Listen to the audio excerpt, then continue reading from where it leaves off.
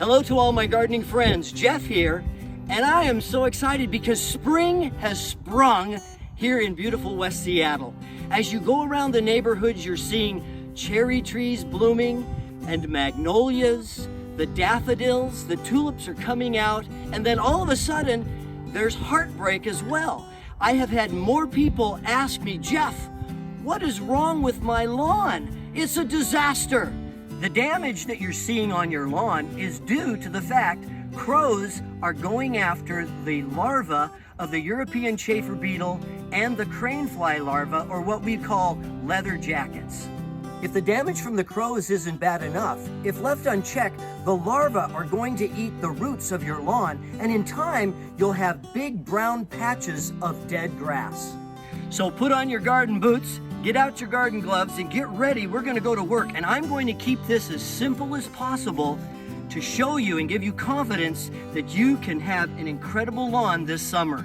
The first thing that we're going to need to do is help to open up the soil to relieve some of the compaction that has happened over the winter. So we're going to loosen this up and try to make it a little bit more fluffy. I like to use this really strong garden rake, and you just kind of beat it like this. Now it looks like I've roughed up the dirt pretty good, but you want to get rid of some of that compaction, and you need some loose soil in there so that when the grass seed germinates, the little radical root will knit itself to the nice fluffy soil. The month of April is a perfect time to control the larvae that are growing in your lawn and also overseed with grass seed so that in the summer your lawn is going to be absolutely spectacular. This is where you, the homeowner, need to decide your own IPM program. That's Integrated Pest Management, and decide what product is best for you. Maybe a more biological control would be using nematodes or some type of pesticide or insecticide. The most important thing that you need to do is to read the label and follow the instructions and wear your PPE, personal protective equipment. In this case, eyeglasses, and I'm gonna put on a mask.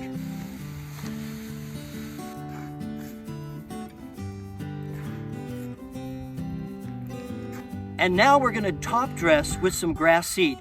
Here's the rule of thumb. If it's full sunshine, you want perennial ryegrass. If it's in shade, you want to use the fescues, or perhaps a combination of both.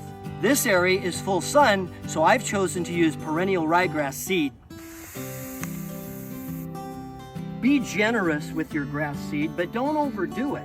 And especially be careful if you're putting lawn seed down next to a garden bed, you don't want to get the seed into the garden bed with the flowers. And now we're going to apply some peat moss.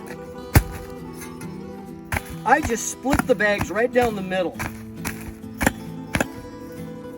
In applying your peat moss, just a little dusting is perfect. What it does is it keeps the seed stationary so that when you water, the seed will not be carried away by the water, and then you're gonna have clumps of grass here and clumps of grass there.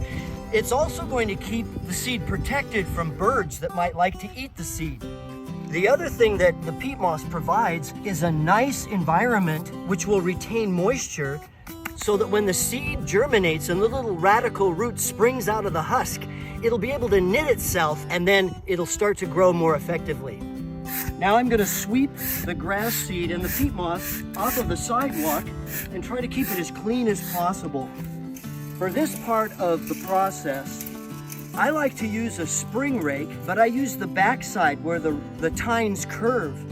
And I just rake gently along the top of the peat moss, and it evenly distributes the grass seed and the peat moss. And then if there's any big clumps of grass, that'll help to bring those up as well. You can discard those. The very last step is to water in your lawn to start the germination of the grass seed. When you water, you want to be careful not to apply too much so that it runs off and puddles and carries any grass seed away. Remember, the peat moss is going to hold the grass seed in place. So just a little bit is going to do it. It's going to take a couple weeks for the grass seed to germinate, and I'll come back later and show you what it looks like in a future video. I hope this video has been helpful for you. If you've had a problem like this in your lawn, let me know. And love to have you hit that subscribe button. Until next time, thanks so much.